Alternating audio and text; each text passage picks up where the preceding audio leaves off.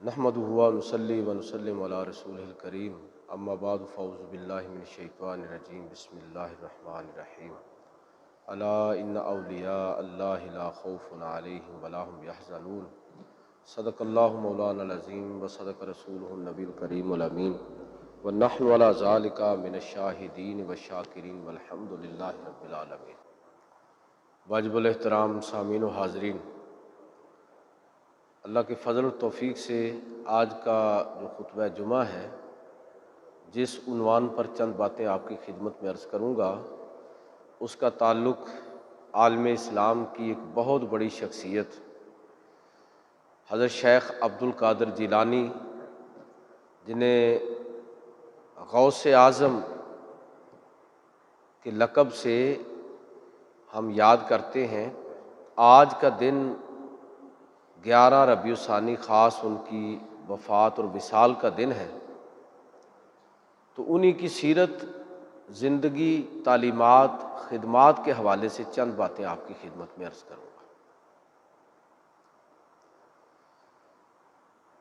یہ یاد رکھیے کہ اللہ کے نبی صلی اللہ علیہ وسلم کو جس منصب پر فائز کر کے اللہ تعالیٰ نے دنیا کے اندر مبعوث فرمایا، وہ منصب یہی تھا کہ آپ نے لوگوں تک دین پہنچایا، یتلو علیہم آیاتہ،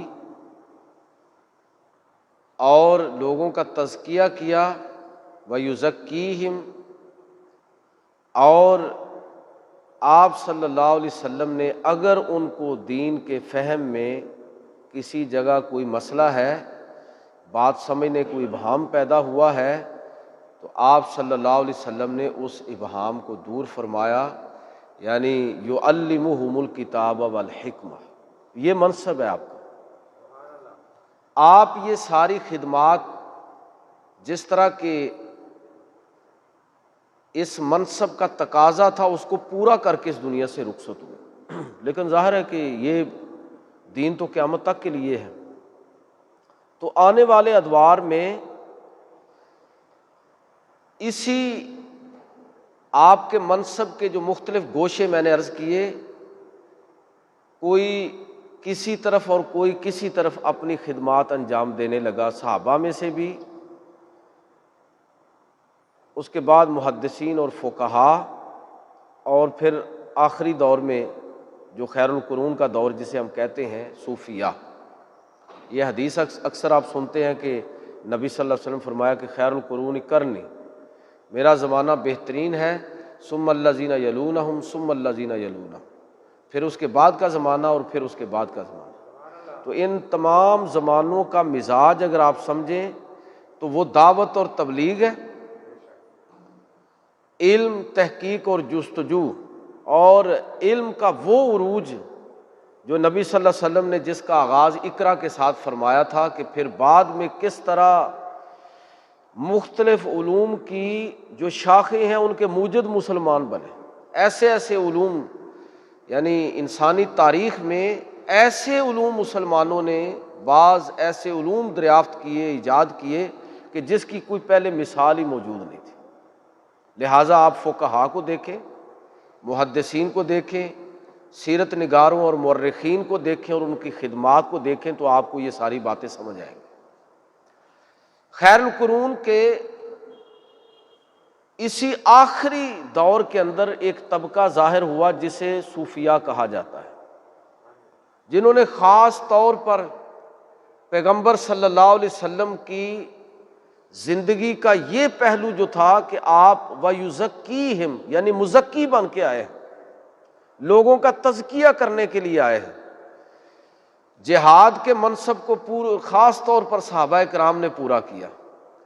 علم، تحقیق اور جستجو، محدثین، فقہا، مورخین اور مسلمان سیرت نگار، اور تصوف جو تھا، اس کا جھنڈا ہمیں خیر القرون کے آخری دور میں صوفیاء کے ہاتھ میں نظر آتا ہے کہ لوگوں کا تزکیہ نفس کیا جائے۔ تو یہ تصوف جو ہے نا، یہ کوئی پیرلل دین نہیں ہے، جو بدقسمتی سے یہ سمجھا گیا بعض لوگوں نے کہ یہ دین کے مقابلے میں ایک الگ مستقل دین ہے تصوف۔ اگر لوگ یہ بات مروجہ تصوف کے بارے میں کریں تو یہ بات کچھ وزن رکھتی ہے کہ آج کل جس طرح کے تصوف سے ہم لوگ واقف ہیں، یہ تو ایسے لگتا ہے کہ اسلام کا اور اس کا آپس میں کوئی تھوڑا بہت ہی تعلق ہے، کوئی زیادہ تعلق نہیں ہے۔ تو جو تصوف میں عرض کرنے لگا ہوں کہ جو صوفیاء جس تصوف کے علمبردار تھے اور پیغمبر صلی اللہ علیہ وسلم کی سنت اور اس منصب کو کی نیابت انہوں نے کی کہ حضور صلی اللہ علیہ وسلم وَيُزَكِّيهِمْ مزکی بن کر آئے ہیں، تو ہم لوگوں کے تزکیہ کے لیے، ان کے روحانی تسکین کے لیے، ان کی تعلیم اور تربیت کے لیے اپنی زندگی کو وقف کریں گے۔ اگر وہ آپ صوفیاء کی ساری تعلیمات کو اپنے سامنے رکھیں تو وہ بالکل عین قرآن و سنت کے تابع نظر آتی ہے، وہ کوئی الگ دین نہیں ہے۔ اس تناظر میں آج کی گفتگو میں چند باتیں عرض کرنا چاہتا ہوں کہ بہت سارے کانسیپٹ جو ہمارے ہاں غلط ہو گئے ہیں اور ان کی اسی طرح لوگوں کے اندر تبلیغ ہو رہی ہے، تو اس میں سے ایک کانسیپٹ وہ تصوف کا بھی ہے، ولایت کا بھی ہے، صوفیاء کی کے صحیح اور حقیقی تعارف کے حوالے سے بھی ہے، اور یہ بات کہ اصل صوفیاء کو ہم کس معیار پر جانچیں گے۔ بات میں حضرت غوث اعظم کی ان کی سیرت پر کرنا چاہ رہا ہوں، لیکن اس سے پہلے یہ بات سمجھنا ضروری ہے کہ صوفیاء کو یا جن کو آپ لفظ بولتے ہیں اولیاء اللہ کو کس معیار پر آپ جانچیں گے تو آپ ان کو اولیاء کے حلقے میں شمار کریں گے کہ ہاں یہ واقعتاً صوفی ہے، یہ واقعتاً اللہ کا ولی ہے۔ تو یاد رکھیے کہ ہمارے ہاں یہ ایک لوگوں کے ذہن میں ایک بات بن گئی ہے کہ جو ہواؤں میں اڑے، جو غیب کی خبریں دے، وہ اللہ کا ولی ہوتا ہے۔ جو شعبدہ بازیاں دکھائے، عجیب و غریب محیر العقول قسم کی باتیں اس سے سرزد ہوں، وہ اصل میں جسے آپ کرامت کہتے ہیں، تو وہ اللہ کا ولی ہوتا ہے۔ تو میں یہ آپ کی خدمت میں عرض کروں گا کہ اس کو آپ جاننے کی کوشش کریں، شیخ عبد القادر جیلانی رحمۃ اللہ تعالیٰ علیہ کی شخصیت کو سامنے رکھیں، ان کی سیرت کو پڑھیں اور ان کی کتابیں جو دستیاب ہیں ہمیں ان کو آپ پڑھیں، تو آپ کو پتہ چلے گا کہ اصل میں اولیاء اللہ کی پہچان کا اصل معیار کرامات نہیں ہے، بلکہ اصل معیار کردار ہے۔ وہ کردار کس پہلو سے، کہ ان کا کردار علم کی دنیا میں کیا ہے، عمل کی دنیا میں کیا ہے، اپنے دور کے عرف کو پہچاننے کے اعتبار سے ان کی شخصیت کیسی ہے، اس سے پتہ چلے گا کہ ان کا کردار۔ یہ اگر کوئی بندہ جس طرح کہ ہم سمجھتے ہیں کہ ولایت جو ہے نا، یہ اصل میں کرامت کا نام نہیں ہے، ولایت جو ہے وہ استقامت کا نام ہے۔ آپ نے ایک موقف اختیار کیا ہے، آپ نے ایک زندگی ایک اصول پر کھڑی کی ہے اور پھر اپنی ساری زندگی انہی اصولوں کے مطابق بسر کرتے ہیں۔ امام حسین اولیاء کے سردار، جنتیوں کے سردار، بھائی یہ کربلا کے میدان کے اندر گئے ہیں تو کرامت سے زیادہ استقامت کی طرف توجہ کیجئے کہ پہلی شہادت ہوئی ہے، پھر دوسری ہوئی ہے، پھر تیسری ہوئی ہے، اور پورا خاندان اور اپنے آپ کو قربان کر دیا ہے۔ یہ استقامت جو ان کی تھی کربلا کے میدان کے اندر، یہ اصل میں ان کی ولایت کی اور جنتیوں کے سردار ہونے کی سب سے بڑی دلیل ہے۔ ہم کرامات کے پیچھے بھاگتے ہیں، اور میں اکثر یہ بات عرض کرتا ہوں کہ اگر کوئی بندہ یہ دعویٰ کرے نا کہ میں غیب کی خبریں بتاتا ہوں، میں مستقبل کا حال جانتا ہوں، میں کسی کی قسمت اور تقدیر بدل سکتا ہوں، یاد رکھیے کہ اگر کوئی بندہ فی نفس ہی ذاتی طور پر یہ دعویٰ کرے تو وہ شخص دائرہ اسلام سے خارج ہے، اور جو کسی کو ایسا سمجھتا ہے وہ بھی دائرہ اسلام سے خارج ہے۔ اس لیے کہ اللہ رب العزت کی طرف سے عطا کردہ کسی فضل کرم کے نتیجے میں، دعاؤں کے نتیجے میں اگر کسی کی تقدیر بدل جائے یہ اور چیز ہوگی، لیکن اگر کوئی بندہ خود اس چیز کا دعوے دار ہو، فی نفسہ ہی، بذات خود اس چیز کا دعوے دار ہو، تو یاد رکھیے کہ وہ اصل میں خدا ہونے کا دعوے دار ہے۔ وہ اصل میں دعویٰ یہ کر رہا ہے کہ میں خدا ہوں، اور یہ چیز جو ہے یہ ولایت نہیں ہوگی بلکہ کفر اور شرک ہوگا۔ بندہ مومن کا اصل کام کیا ہے؟ کہ اللہ تعالیٰ کی صفات کا مظہر بننے کی بجائے اللہ تعالیٰ کی صفات کے تقاضوں کے مطابق اپنے آپ کو بنانے کی کوشش کرے، یہ ہے اصل کریکٹر۔ یہ جو بات گنج بخش فیض عالم مظہر نور خدا ناکسارا پیر کامل کاملارا رہنما، یہ بات جو کہی گئی ہے یہ کسی خاص تناظر میں کہی گئی۔ کوئی بندہ اللہ تعالیٰ کی صفات کا مظہر نہیں ہوتا۔ بھئی مظہر ہونے کا مطلب اوتار ہونا ہے، خدائی روپ دار کر دنیا کے اندر آنے کا دعویٰ کرنا ہے۔ مظہر ہونے کا مطلب یہ ہے کہ اللہ تعالیٰ علیم ہے، میں بھی علیم ہوں، اللہ خبیر ہے، میں بھی خبیر ہوں، اللہ سمیع ہے، میں بھی سمیع ہوں۔ یہ کوئی انسان خدا کے کسی وصف کے اندر شریک نہیں ہے، کوئی بھی انسان۔ اللہ تعالیٰ نے اپنے پیغمبروں کو، اپنے نیک بندوں کو جو کچھ بھی عطا فرمایا وہ اللہ تعالیٰ نے عطا فرمایا ہے، اور جتنا چاہا ہے اتنا ہی عطا فرمایا ہے۔ لہذا بندہ مومن اللہ تعالیٰ کی صفات کا مظہر بننے کا دعویٰ نہیں کرتا، بلکہ اللہ تعالیٰ کی صفات کے تقاضوں کے مطابق اپنے آپ کو ڈالتا ہے۔ یہ اصل میں ولایت ہے۔ وہ یہ تصور کرتا ہے کہ اللہ تعالیٰ علیم ہے، تو اس کا مطلب یہ نہیں ہوتا کہ میں بھی علیم بن جاؤں، بلکہ اس کا مطلب یہ ہے کہ میں ہر لمحہ اپنا ایک ایک عمل اس طرح کروں کہ میرا رب میرے ہر عمل کو جاننے والا ہے، وہ خبیر ہے۔ تو یہ مطلب نہیں کہ میں بھی غیب کی خبریں دینے کا دعویٰ کروں، نہیں، یہ سمجھوں کہ میرے ایک ایک عمل کی خبر میرے رب کو ہے۔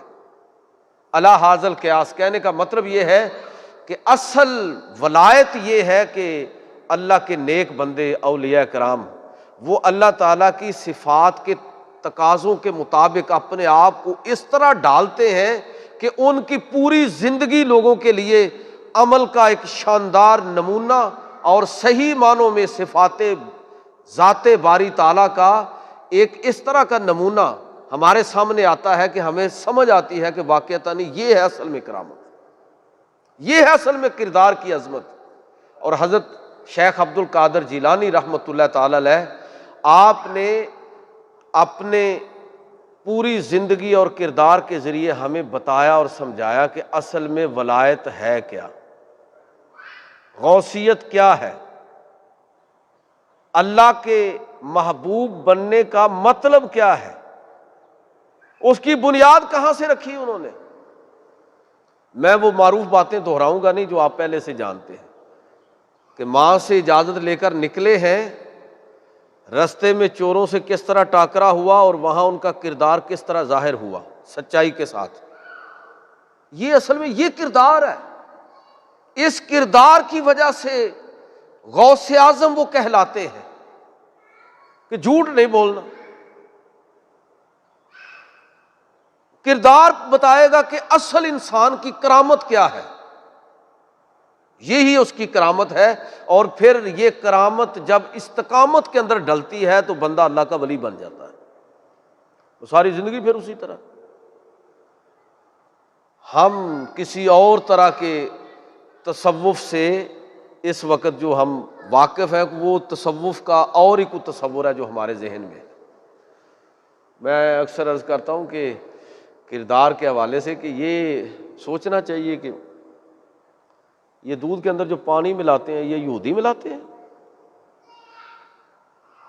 یہ کھانے پینے کی چیزوں کے اندر جو ملاوٹ کرتے ہیں تو یہ عیسائی کر رہے ہیں، سکھ کر رہے ہیں کہ ہندو کر رہے ہیں، مسلمان ہی کر رہے ہیں۔ کردار ہمارا یہ ہو کہ بے ایمانی، جھوٹ، ملاوٹ ہماری زندگی کا حصہ بنی ہوئی ہے، اور ہمارے ذہن میں کرامت اور علیم و خبیر ہونے کا جو تصور ہے وہ کچھ اور ہی بنا ہوا ہے۔ تو سارا کانسیپٹ جو ہے وہ غلط ہو گیا۔ یہ قطعاً مطلب نہیں ہے ولایت کا، اور یہ قطعاً مطلب تصوف کا یہ نہیں ہے۔ آج میں اس موقع کی مناسبت سے اس موضوع کو آپ کے سامنے اس لیے رکھنا چاہتا ہوں کہ پورے بر صغیر کے اندر بڑا نام لیا جاتا ہے، شیخ عبد القادر جیلانی رحمۃ اللہ تعالی علیہ، غوث اعظم لوگ ان کو کہتے ہیں۔ ان کی زندگی کو دیکھیں، سمجھیں کہ اصل میں غوثیت کیا ہے، ولایت کیا ہے، تصوف کیا ہے۔ شیخ عبد القادر جیلانی رحمۃ اللہ تعالی علیہ کا عمل ہمیں کیا بتا رہا ہے کہ نکلے ہیں علم کے رستے میں، ماں نے بھیجا ہے، جو علم وہاں سے سیکھا اب اس سے اگلا مرحلہ بغداد میں پہنچتے ہیں۔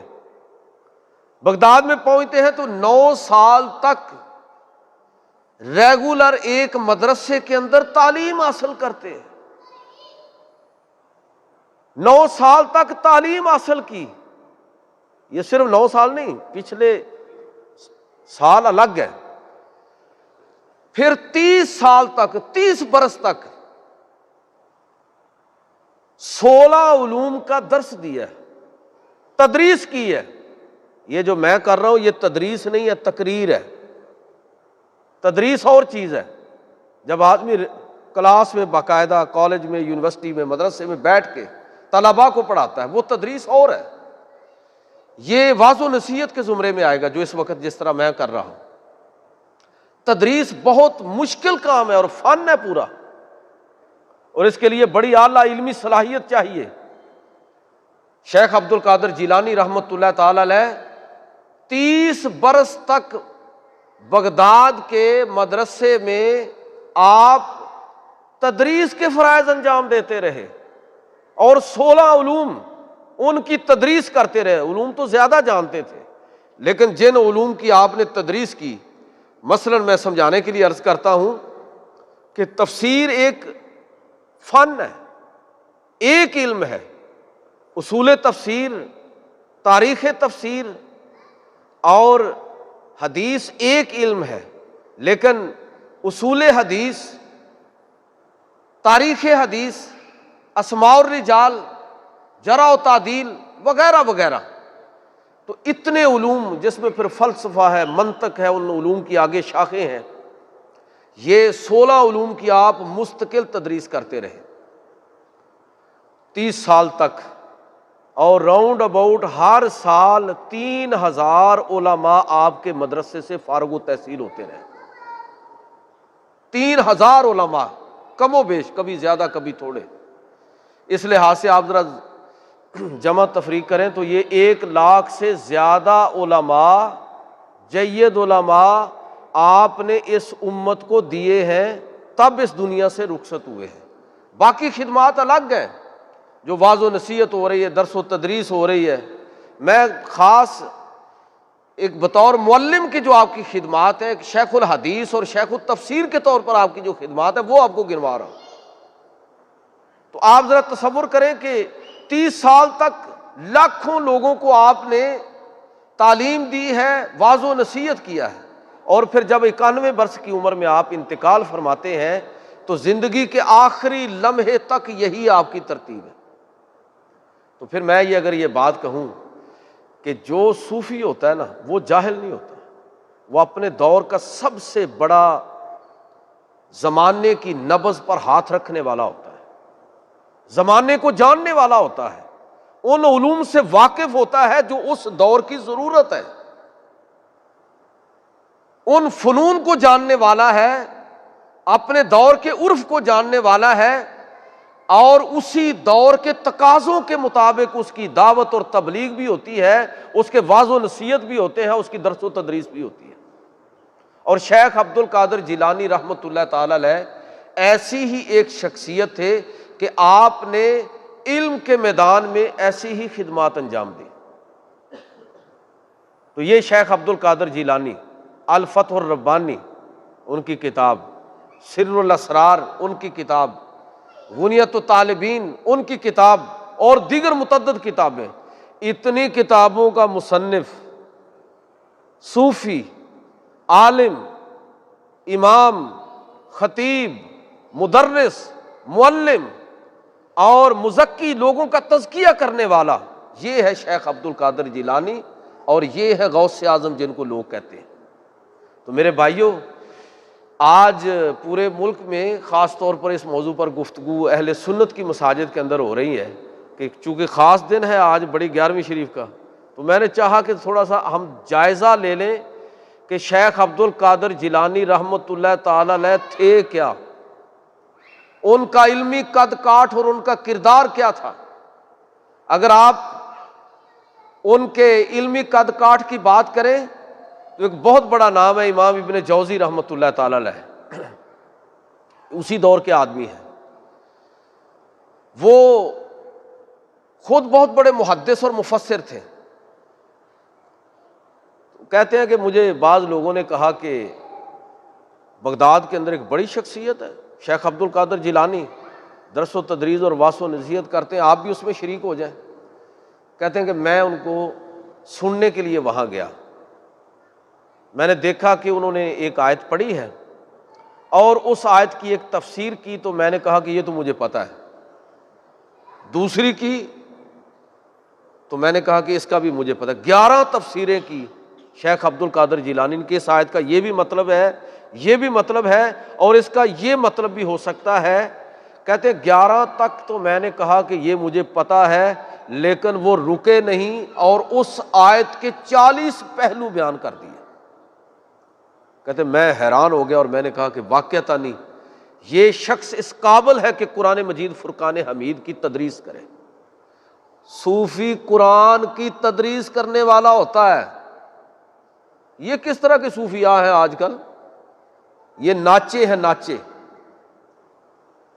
بنگڑے ڈالنے والے، صوفیاء کو، بزرگوں کو بدنام کرنے والے، دین کو اپنے ذاتی مقاصد کے لیے اور مفادات کے لیے استعمال کرنے والے یہ لوگ تصوف کے نام پر دبا ہیں اور بزرگان دین کو صحیح معنوں میں بدنام کر رہے ہیں۔ تو میں بات کر رہا ہوں کہ شیخ عبد القادر جیلانی رحمۃ اللہ تعالی علیہ 40 تفسیریں انہوں نے کی۔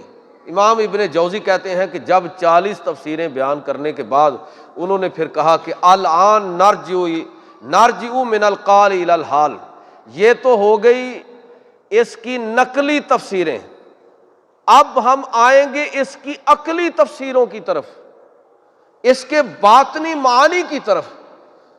تو پھر کہتے ہیں کہ مجھے یہ سمجھ آ گئی کہ واقعتاً ہی یہ لوگ ان کو ایسے نہیں کہتے کہ یہ شیخ ہے، یہ واقعتاً ہی اس بات کا حق رکھتے ہیں کہ یہ قرآن مجید فرقان حمید کا درس دیں، یہ عالم ہوتے ہیں۔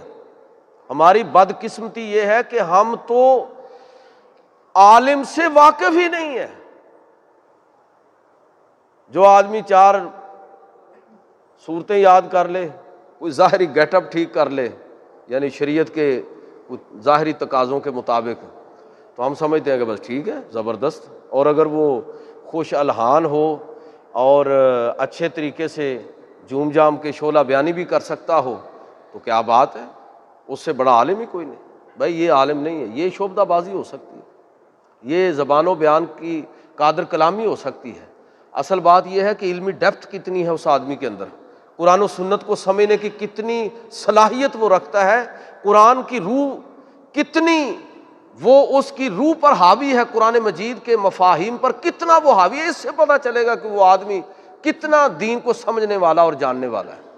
بدقسمتی ہماری۔ تو میں یہ بات کر رہا ہوں کہ شیخ عبد القادر جیلانی رحمۃ اللہ تعالی علیہ، آپ ان کو دیکھ کر، پڑھ کر، ان کے کردار کو سامنے رکھ کر تصوف کو سمجھنے کی کوشش کریں، آپ کو تصوف سمجھ آ جائے گا۔ یہ غزہ کا ماحول جا رہا ہے کہ اس وقت جو فلسطین کے اندر صورتحال ہے، تو اگر میں آپ کے سامنے تاریخ کا یہ ورق پلٹوں تو آپ کو حیران نہیں ہونا چاہیے کہ جب سلطان صلاح الدین ایوبی نے بیت المقدس عیسائیوں سے چھینا تو ان کی سپاہ جو تھی، فوج جو تھی، اس میں بہت بڑی تعداد جو تھی اس کا تعلق شیخ عبد القادر جیلانی رحمۃ اللہ تعالی علیہ کے مدرسے کے طلباء سے تھا۔ اور باقی امام غزالی کے مدرسے کے پڑھے ہوئے لوگ تھے، کہ یعنی صرف خالی خولی قسم کے کوئی ملانگ نہیں پیدا کیے جا رہے. یہ بھی عجیب و غریب قسم کا لوگوں نے علی دہ ملانگ، یہ اسلام میں کوئی ملانگ شلانگ نہیں ہوتا، یہ سارے فراڈی اور کم چور لوگ ہیں. اور جو دنیا کو چھوڑ کر تجرد اختیار کر کے دین کی حقیقت تک پہنچنا چاہتا ہے، سمجھ لیں پکا فراڈیا ہے. بھائی اسی معاشرے میں آپ رہیں گے، یہاں کے معاملات میں پوری طرح دخیل ہوں گے، یہی تصوف ہے، یہی صوفیہ کی تعلیم ہے. آپ کا علمی پایہ بلند ہونا چاہیے، یہ تصوف ہے. آپ کا کردار لوگوں کے لیے مثال ہونا چاہیے، یہ تصوف ہے. آپ اپنے دور کے عرف کو جانتے ہوں، لوگوں کے مسائل کیا ہیں، لوگوں کی فکری عملی مشکلات کیا ہیں، آپ اس کے حل کے لیے کھڑے ہوں، یہ تصوف ہے. اور آپ اپنے دور کی سیاست کو پوری طرح جانتے ہوں اور اس میں جو کنٹریبیوٹ آپ کر سکتے ہیں وہ کریں. یہ ہمارے ہاں یہ تصوف کا یہ بھی ایک مطلب ہے کہ صوفی کا سیاست کے ساتھ کوئی تعلق نہیں. تو میں آپ کو کیا بتا رہا ہوں کہ شیخ عبد القادر جیلانی وہ ان کے مدرسے کے طلباء صرف مجتہد پیدا نہیں کیے جا رہے، مجاہد بھی پیدا کیے جا رہے ہیں، کہ جو بیت المقدس کی فتح کے اندر شریک ہیں. برے صغیر میں دیکھیں نا، بہت بڑی مثال ہم دیتے ہیں حضرت شیخ احمد سرہندی رحمۃ اللہ تعالی علیہ کی. کتنا بڑا وہ ایک عبقری انسان ہے کہ جو پوری دنیا کے اندر مسلمانوں کے مسائل کو بھی سمجھتا ہے اور برے صغیر کے مسلمانوں کے علمی، فکری، فقہی، اعتقادی مسائل کو بھی سمجھتا ہے اور سیاسی مشکلات کو بھی جانتا ہے. انہوں نے اکبر کو سیدھا نہیں کیا، جہانگیر اور اس کے بعد کے دور میں کس طرح تصوف کو نکھارا انہوں نے کہ یہ تصوف نہیں ہے جو ہندو تصوف ہے، یہ اسلامی تصوف نہیں ہے. ہندو تصوف اور ہے اور اسلامی تصوف اور ہے. انہوں نے واضح کیا کہ وحدت الشہود اور وحدت الوجود کے اندر بنیادی فرق رکھنا کیوں ضروری ہے. موضوع دوسری طرف چلا جائے گا. میرا کہنے کا مطلب یہ ہے کہ شیخ عبد القادر جیلانی رحمۃ اللہ تعالی علیہ کی زندگی کو اس حوالے سے آپ دیکھیں تو آپ حیران ہوں گے کہ کیسے لوگ انہوں نے اپنے پیدا کیے، خود اپنا کردار کیسا بنایا. آپ حنبلی فقہ کے خود اس پر عمل پیرا ہے، یعنی آپ کا تعلق حنفی اسکول آف تھاٹ سے نہیں ہے. شیخ عبد القادر جیلانی رحمۃ اللہ تعالی علیہ کیا ہے؟ حنبلی کا مطلب سمجھ رہے ہیں کہ رفع دین کرتے ہیں ہمارے، اور رفع دین بھی اللہ کے نبی کی سنت ہے. اچھا اس میں کیا مسئلہ ہے بھائی؟ کوئی رفع دین کرتا ہے سنت سمجھ کر، ٹھیک ہے کرے، اور اگر کوئی سنت سمجھ کر نہیں کرتا تو تب بھی ٹھیک ہے. دونوں کو سنت پر ہی عمل کرنے کا ثواب ہے. لڑائی کس چیز کی ہے؟ تماشا لگایا ہوا ہے. شیخ عبد القادر جیلانی رحمۃ اللہ تعالی کو غوث اعظم مانتے ہو، پیران پیر مانتے ہو، تو زندگی تو دیکھے ہو ان کی. رفع دین کرنے والے ہیں، کوئی لڑائی نہیں ہے، کوئی جھگڑا نہیں ہے، کوئی مسئلہ نہیں ہے. اس لیے کہ رفع دین کرنا یا نہ کرنا یہ بنیادی اعتقادات میں سے نہیں ہے، یہ فقہی اور فروعی مسئلہ ہے. اس میں امت کو لڑانا، اختلاف کرنا، کسی کی تردید کرنا، کسی کی تصدیق کرنا، یہ اس کا کوئی جواز ہی نہیں ہے. بس جس پر کوئی مطمئن ہے وہ اپنے انداز میں بنیادی عقائد ایک ہے تو کوئی مسئلہ نہیں ہے. تو میں یہ بات عرض کرنا چاہتا ہوں کہ شیخ عبد القادر جیلانی رحمۃ اللہ تعالی علیہ حنفی نہیں حنبلی فقہ سے تعلق رکھتے ہیں، اور ان کے بہت بڑے دو مریدین جو حنبلی فقہ کے بڑے امام ہیں، امام ابن قدامہ المقدسی اور امام عبد الغنی المقدسی، دونوں یہ چیف ایڈوائزر ہیں سلطان صلاح الدین ایوبی کے.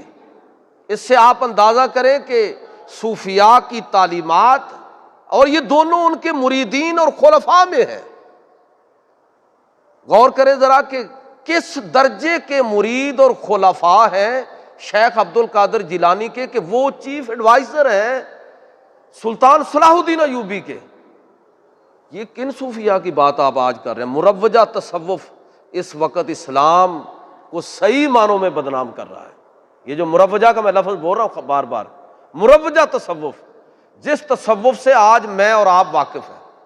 میں چاہوں گا کہ آپ کو 2-4 حوالے سناؤں جس سے آپ کو اندازہ ہو کہ شیخ عبد القادر جیلانی رحمۃ اللہ تعالیٰ علیہ کی جو تعلیمات ہیں، ان کا جو نقطہ نظر ہے وہ بھی آپ کے سامنے آ جائے۔ مثلاً ایک جگہ وہ فرماتے ہیں، جو ہمارے ہاں بحثیں ہیں ان میں سے ایک 2 باتیں صرف آپ کو سنا دیتا ہوں۔ شیخ عبد القادر جیلانی رحمۃ اللہ تعالیٰ علیہ اپنی کتاب الفتح الربانی، اس کے اندر فرماتے ہیں کہ علم غیب حقیقی اور اصل صرف اللہ تعالیٰ کے لیے ہے، باقی وہ اپنی مرضی سے اپنے انبیاء میں سے، اپنے نیک بندوں میں سے جتنا جس کو چاہے عطا فرما دے۔ اچھا مجھے یہ بتائیے کہ سارا جھگڑا ختم نہیں ہو جاتا؟ یہ جو ہمارے ہاں علم غیب، حاضر ناظر، نور بشر جتنے بھی، ختم نہیں ہو جاتا؟ تو شیخ عبد القادر جیلانی رحمۃ اللہ تعالی علیہ اپنی کتاب الفتح الربانی کے اندر فرما رہے ہیں، اور پھر آگے ان سے ذرا پوچھئے کہ عمل کے اعتبار سے جب بات کرتے ہیں تو کہتے ہیں کہ بے نمازی کا جنازہ نہیں پڑھا جائے گا اور بے نمازی کو مسلمانوں کے قبرستان میں دفن نہ کیا جائے۔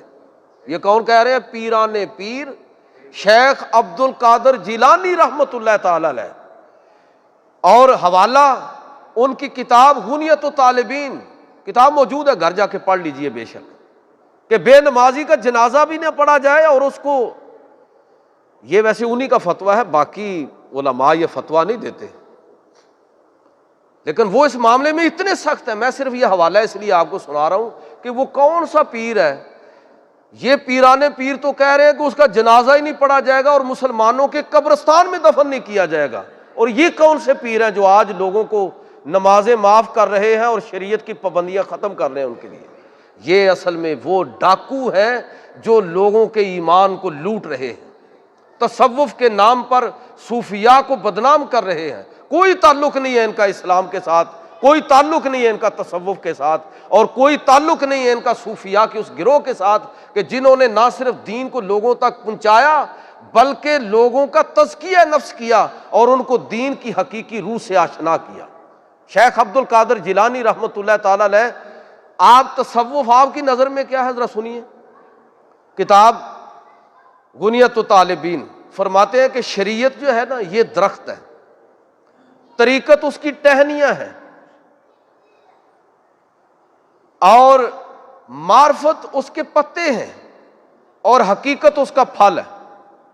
اب اس کی وضاحت میں نہیں کروں گا کہ معرفت کیا ہے، طریقت کیا ہے ان کی نظر میں۔ میرا کہنے کا مطلب یہ ہے کہ آپ تصوف کو سمجھنا چاہتے ہیں، تصوف کی حقیقی روح کو سمجھنا چاہتے ہیں، پہچاننا چاہتے ہیں کہ صوفی کون ہوتا ہے، اللہ کا ولی کون ہوتا ہے، کہیں جانے کی ضرورت نہیں ہے، شیخ عبد القادر جیلانی رحمۃ اللہ تعالی علیہ کی کتابیں سامنے رکھ لیں، جن کا بھی میں نے ذکر کیا ہے وہ کتابیں سامنے رکھ لیں، آپ کو ساری باتیں سمجھ آ جائیں گی کہ اصل میں تصوف کیا ہے اور آج جو مروجہ تصوف ہے یہ کس نوعیت کا ہے۔ اور ایک اور بات سنیں اور حوالہ سنیں۔ شیخ عبد القادر جیلانی رحمۃ اللہ تعالی علیہ یہ غنیت الطالبین کے اندر فرماتے ہیں کہ شیخ اپنے مریدوں سے اور شاگردوں سے نذرانے وصول کرنے کا لالچ نہ رکھے، بلکہ ان کی روحانی تربیت صرف اور صرف اللہ کی رضا کے لیے کرے۔ میں دوبارہ سناتا ہوں آپ کو۔ شیخ عبد القادر جیلانی رحمۃ اللہ تعالی علیہ وہ فرماتے ہیں کتاب غنیت الطالبین کے اندر کہ جو شیخ ہے وہ اپنے مریدین اور اپنے شاگردوں سے نذرانے وصول کرنے کی لالچ نہ رکھے، بلکہ ان کی تربیت اور ان کی روحانی تسکین جو بھی اس کے لیے وہ محنت کرتا ہے وہ صرف اور صرف اللہ کی رضا کے لیے ہونی چاہیے۔ سمجھ آ گئی کہ پیران پیر کا مطلب کیا ہے؟ پیر کس کو کہتے ہیں؟ اب وہ شخص جس نے یہ منصب صرف اور صرف ذاتی مفادات کے لیے رکھا ہوا ہے، خانقاہیں फैक्ट्रियों के तौर पर इस्तेमाल हो रही हैं। एक एक जगह पर एक एक नहीं, कई गद्दी नशीन बैठे हुए हैं। अगर दीन का काम करना है तो एक को सपोर्ट कर दें। जी ये बड़े साहबजादे, उनकी पीरी मुरीदी अलग है, दूसरे की अलग है, तीसरे की अलग है। एक एक कब्र पर, ये मैं ये इस पर बात नहीं करता कि ये इस सारे चीज़ों की हकीकत क्या है। मैं तो ये सिर्फ आपको बताना चाह रहा हूँ कि ये सारे कारोबारी लोग हैं। दीन को समझना है ना, तसव्वुफ को समझना है तो बुजुर्गान दीन की तालीमात, उनकी शख्सियत को पढ़ें, उनकी किताबों को पढ़ें। इन लोगों को ना देखें जो आज बहरूपिये हैं। ये फन्ने दीनदारी है इनके पास, दीनदारी नहीं है। दीनदारी और चीज़ है। वो शेख अब्दुल कादिर जिलानी रहमतुल्लाह ताला अलैह से देखिए कि दीनदारी क्या है। ये फनकार हैं, फन्ने दीनदारी के अंदर पूरी तरह ताक है। तो लिहाजा मेरे भाइयों, जो बात मैं आपसे अर्ज करना चाहता हूं कि आज ज़रूरत इस अमर की है कि तसव्वुफ को उसकी हकीकी रूह के साथ दरियाफ्त करने की कोशिश की जाए। सूफिया कराम, बुजुर्गान दीन की खिदमात से कोई जी होश आदमी इनकार नहीं कर सकता। किस तरह हमारे आबाओ अजदाद तक वो दीन उन्होंने पहुँचाया, हमारे बड़े मुसलमान हुए। आज अल्लाह के फजल से हम मुसलमानों के ख़ानदान के अंदर हैं, हम उनके हमेशा मकरूज हैं। लेकिन आज उसी तसव्वुफ को, उसी सिलसिला तसव्वुफ को जिस तरह बदनाम कर दिया है लोगों ने, उससे बचने की ज़रूरत है। दुआ करता हूँ कि अल्लाह रब्बुल इज़्ज़त मुझे और आपको हक़ को समझने की, कबूल करने की, अमल करने की तौफीक अता फरमाए। आज बड़ी 11वीं शरीफ हर तरफ मनाई जा रही है, तो ये मुनासिब है कि ज़रा समझ लें कि बड़ी 11वीं शरीफ वाली सरकार खुद थी क्या, उनका किरदार क्या था, उनका अमल क्या था, उनका इल्मी कद काठ क्या था। ये किन जाहिलों के पल्ले हमने अपने आप को बांधा हुआ है। छोड़ें इनको, कुरान के साथ अपना ताल्लुक बनाएं। पीर सिर्फ वो है, मुक्तदा सिर्फ वो है जो कुरान को समझता है, जो कुरान का मुबल्लिग है, जो हदीस, सीरत और सुन्नत का मुबल्लिग है। वो पीर है, वो हमारा शेख है, वो मुक्तदा है। ये भंगड़े डालने वाले, उल्टी सीधी, वो आजकल सोशल मीडिया की वजह से हर चीज़ तो रिकॉर्ड पर आ गई है, उल्टी सीधी बाजियां लगाने वाले। मुझे ये बताइए कि इसका तसव्वुफ के साथ क्या ताल्लुक है कि आप किसी आदमी के हाथ टच करते हैं और उस पर लर्जा तारी हो जाता है, वो कांपने लगता है, करंट जिसे आप कहते हैं, वो करंट पीर मशहूर है कोई इस तरह। ये क्या यार तसव्वुफ। और हम ऐसी जाहिल कौम है, ऐसी जाहिल कौम है कि इन लोगों के पीछे लगे हुए हैं। अल्लाह के पैगंबर सल्लल्लाहु अलैहि वसल्लम जो फरमा के गए हैं और सूफिया ने उसमें वयुज़क्कीहिम के मनसब का जिस तरह हक अदा किया है, उसको समझने की ज़रूरत है। अल्लाह ताला अमल की तौफीक अता फरमाए।